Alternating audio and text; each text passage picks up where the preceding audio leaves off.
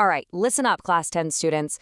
If you're getting ready for your 2025-2026 board exams, you need to hear this.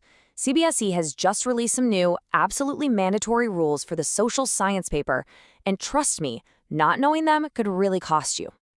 And no, this isn't a rumor or some guess. What you're looking at is the official circular right from the board itself. These are mandatory instructions, so let's break down exactly what this means for you on exam day. So let me just ask you this straight up. Could one tiny, easy-to-make mistake on your answer sheet actually lose you precious marks in your social science exam? Well, according to this new circular, the answer is a big and kind of scary yes. But don't you worry, because by the end of this, you'll know exactly what to do. So, what is this big mistake we're talking about? It all boils down to a critical alert from CBSE about a brand new super strict format. You can't ignore this, so let's jump right into what's changed. Okay, so the very first thing you need to know is that the structure of the question paper itself is different. It's now officially split into 4 separate parts. And this isn't a suggestion, folks. It's the new blueprint for the exam. Understanding this new blueprint is pretty much your key to success here. You've got to know the layout to play the game right. So, let's take a look at exactly how this paper is going to be divided. It's actually really straightforward. You've got 4 sections, one for each subject. Section A is history, B is geography, C is political science, and D is economics. Easy enough, right? But here's where it gets really interesting, how this changes what you do with your answer sheet. And there it is, the first massive instruction. It's not just the question paper that's divided into 4 parts. You, the student, now have to physically divide your answer booklet into those same 4 sections. This should be the very first thing you do when you get that booklet. So, knowing the structure is step 1, but how do you actually apply this on the day of the exam? Well, CBSE has laid out 3 crystal clear rules for writing your answers that you absolutely, positively have to follow. Just think of this as your new exam day checklist.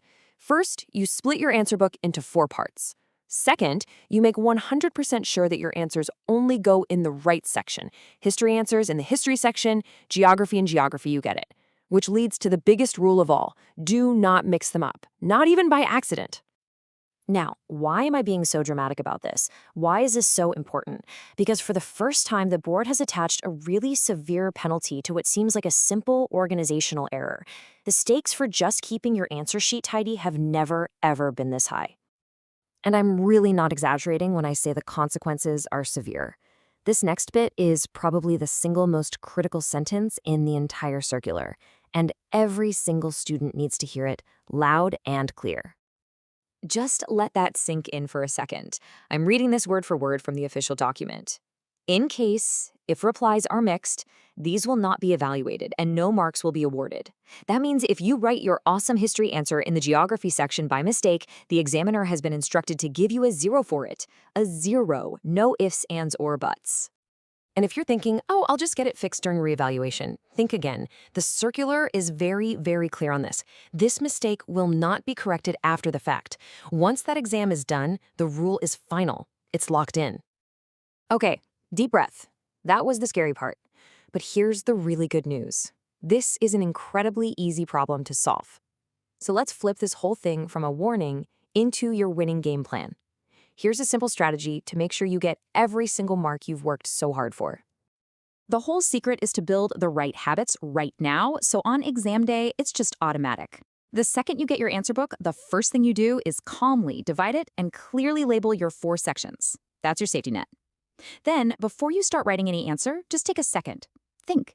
Plan out your key points. Once you have that little outline, then you start writing the explanation, always double-checking you're in the right section. And to finish strong, wrap up with a quick summary.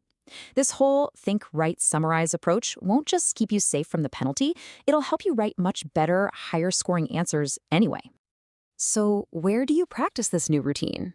Well, CBSE gives you the perfect opportunity, your pre-board exams. Treat them like the real deal. Use them as a full dress rehearsal. Practice this new format every single time, and by the time you get to the final exam, it'll be total muscle memory. So there you have it. The new rules are strict, for sure, but they're also really simple to follow. Now you know the system, so you can make it work for you. Stay calm, stay organized, and go show them everything you know. All the very best for your exams. You've got this.